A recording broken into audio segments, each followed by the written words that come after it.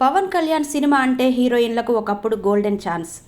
ఆయన పక్కన నటిస్తే కెరీర్ మలుపు తిరుగుతుందని, అవకాశాలు క్యూ కడతాయని అంతా భావిస్తారు. అందుకే కథ కూడా వినకుండా సైన్ చేసేందుకు ఇష్టపడతారు. కానీ ఈ మధ్య కాలంలో పవన్ సరసన నటించిన భామలకు అదృష్టం ఏమాత్రం కలిసి రావడం లేదు.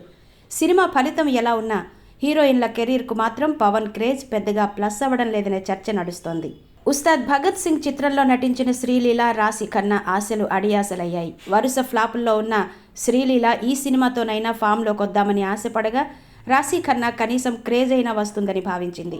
అయితే ఈ చిత్రం వారిద్దరికీ తెలుగులో ఆశించినంత మైలేజ్ ఇవ్వలేకపోయింది. పవన్ కెరీర్లోనే బిగ్గెస్ట్ హిట్లలో ఒకటిగా నిలిచిన ఓజీ సినిమా కూడా హీరోయిన్ ప్రియాంక మోహన్కు కొత్తగా అవకాశాలు తెచ్చిపెట్టలేకపోయింది. ఇక నిధి అగర్వాల్ పరిస్థితి మరీ దారుణంగా తయారైంది. హరిహర వీరమల్లు ప్రాజెక్టు కోసం ఏళ్ల తరబడి కాల్ షీట్లు కేటాయించి వేరే సినిమాలకు కమిట్ అవ్వకుండా పవన్ సినిమాపైనే గంపెడాశలు పెట్టుకుంది.